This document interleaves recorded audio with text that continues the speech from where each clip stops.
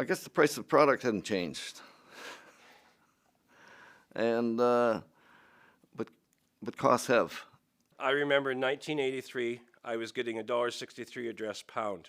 That's 1983. 27 years later, last week I sold a load of cattle for $1.59 a dressed pound.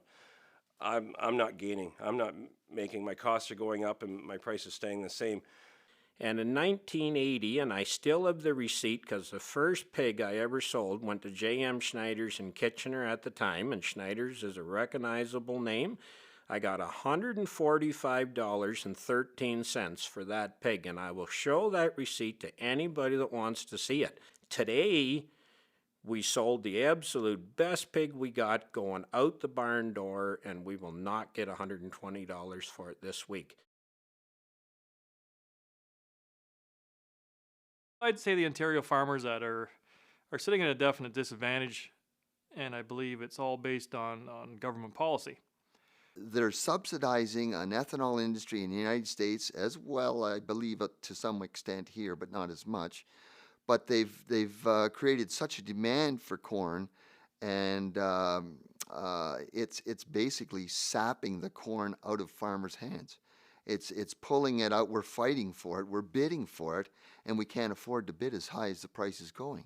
And so again, it's something that we don't have any control over, and yet we need it to feed our livestock.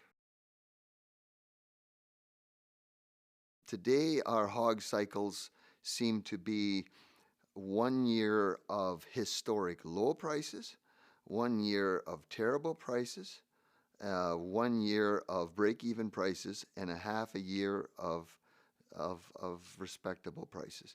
So then you average the new hog cycle over that 3.5 year period, and we cannot make money.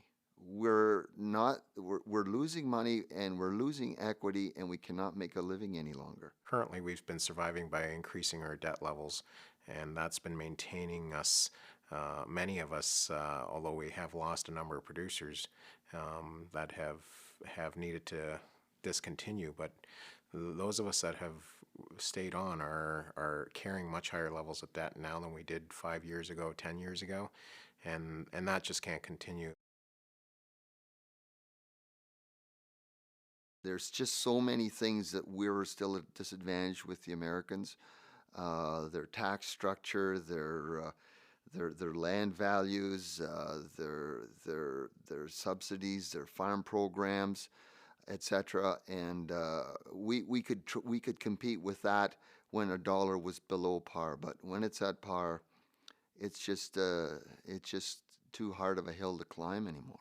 I think that is up to people that are beyond the producer level to stand there and say, you know, what do you do with the fact now that we have a dollar at par versus, you know, a 70-some cent dollar?